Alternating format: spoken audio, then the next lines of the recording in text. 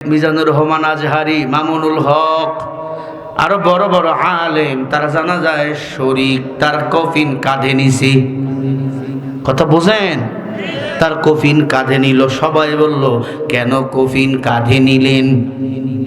কেন কফিন কাঁধে নিলেন? বলে, জন্য কফিন কাঁধে নিয়েছি, উনি ওনার জীবদ্দশায় আলেমদের কখনো গালি দেয় না। বেগম খালেদা জিয়া মারা গেল, সবাই পড়লো ইন্না লিল্লাহ, সব আলেমরা কাঁদলো। তার জানাজা পড়াইলো বাইতুল মুকাররমের ইমাম। বাইতুল মুকাররমের ইমাম কে? সে ইমাম আব্দুল মালিক হাফিজাহুল্লাহ। কত বড় আলেম জানো? উপমহাদেশের শ্রেষ্ঠ আলেম। আল্লাহু আকবার বলেন। তিনি জানাজা পড়াইলেন। মিজানুর রহমান আজহারি, মামুনুল হক, আরো বড় বড় আলেম তারা জানাজায় শরীক, তার কফিন কাঁধে নিছে। কথা বুঝেন? তার কফিন কাঁধে নিল। সবাই বলল, কেন কফিন কাঁধে নিলেন? কেন কফিন কাঁধে নিলেন? বলে, জন্য কফিন কাঁধে নিয়েছি, উনি ওনার জীবদ্দশায় আলেমদের কখনো গালি দেয় না। উনি আলেমদেরকে ফালতু বলেন নাই, আলেমদেরকে ইসলামী বোর্ডের চেয়ারম্যান বানিয়েছে। আল্লামা সাইদি রহমাতুল্লাহ আলাইহিকে ইসলামী বোর্ডের চেয়ারম্যান বানিয়েছিল উনি। কথা বল না কেন? যেদিন সাইদিকে মিথ্যা ফাঁসি রায় দেওয়া হলো, উনি সেদিন লন্ডনে ছিল। ওই দিন যেদিন ফাঁসি রায় হয়েছে, ওই দিন বাংলাদেশে 200-র মতো মানুষ শহীদ হয়েছে। কথা বল না কেন? শেখ হাসিনারও ফাঁসি রায় হয়েছে, একটা কুত্তাও মারা যায় নাই। কথা বল না কেন? সাইদির যেদিন ফাঁসি রায় হয়েছে, 200-র মতো মানুষ শাহাদাত বরণ করেছে। বেগম জিয়া লন্ডন থেকে এসে তার কার্যালয়ে গিয়ে বলেছিল, এটা নিরপরাধ এই মানুষটাকে ফাঁসি দিয়ে এই দেশের মানুষগুলোকে হত্যা করা হয়েছে পরিকল্পিতভাবে। এমন কথা তখন কেউ বলতে সাহস পায় নাই।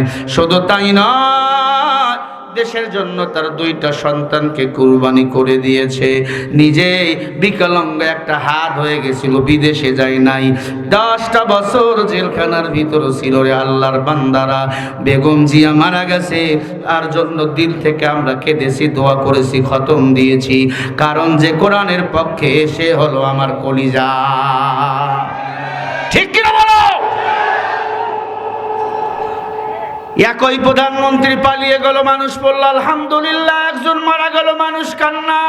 এত বড় জানাজা পৃথিবীতে কেউ দেখাইতে পারে নাই। কথা বল না কে? পরপর 2 জন মারা গেল। আমার ভাই হাদি, বেগম জিয়া, 2টা জানাজায় বড় জানাজা। শহীদ প্রেসিডেন্ট জিয়াউর রহমানের জানাজা বড় জানাজা। কথা হয় না? যে কোরআনের পক্ষে, ইসলামের পক্ষে, সে হলো আমার কলিজা। এত বড় বড় আলেম, তার জানাজা কাঁধে নিছে। আল্লাহ কি চাইবে না কারো দোয়া কবুল করতে? আমরা দোয়া করি, আল্লাহ যেন বেগম জিয়াকে জান্নাতের মেহমান বানিয়ে দেন। বলেন আমিন। আবার এটা নিয়েও সমালোচনা আছে না নাই?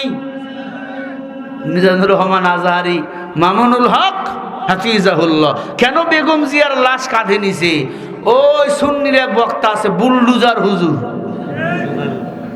কি হুজুর? বুলডুজার। আর একটা নাম কি বা আছে, কি নাম গো? হ্যাঁ, সোনার কি জানো, বা কি নাম জানো? হবিগঞ্জের বাড়ি। নাম হলো তার বুলডুজার হুজুর। তাহেরির আশেপাশে থাকে, তাহেরির ভক্ত, সুন্নিদের দালাল। ওরা আমাদেরকে বলে ওহাবি, আমরা বলে ওহাবি।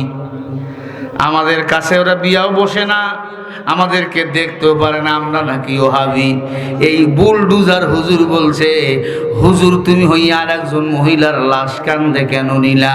তার ছেলে আছে, তার ওয়ারিশ বর্গ আছে, তারা লাশ কান্দি নিবে। আর একটা ফাসেকের ফাসেক মুসলমানের লাশ কাঁধে নিবে, এতে বাধা কোথায়? ঠিক কিনা বলো? এরা হলো শয়তান, এরা হলো সিন্নিখোর ইহুদির দালাল। কথা কয় না? এরা ছিল আওয়ামী লীগের 5 আটা গোলাম। আওয়ামী লীগের 5-8 তো শেখ হাসিনা কেরায় জান্নাতে সার্টিফিকেট দিছিল, কথা কয় না। আমরা লাশ কান্দে নিছি, আমরা নাকি অন্যায় করছি, আমরা নাকি বেঈমান হয়ে গেছি। এমন বুলডুজার হুজুরকে বুলডুজার দিয়ে পিষে ফেলা দরকার। ও বুলডুজার, সোনার বাংলা, ওর নাম সোনার বাংলা, কি হুজুর জানো? বুলডুজার হুজুরকে বুলডুজার দিয়ে পিষে ফেলা উচিত। ভালোকে ভালো বলা শেখো, কালোকে কালো বলা শেখো। যে কোরআনের পক্ষে তার জন্য আমার দোয়া আসবেই, কথা বল না। তুমি হাজার আমার শিকল লাগাও, আমাদের জবানকে তোমরা বন্ধ করতে পারবে না। আমরা দোয়া করি আল্লাহ বেগম জিয়াকে জান্নাতের উচ্চ মাকাম দান করো, বলেন আমিন।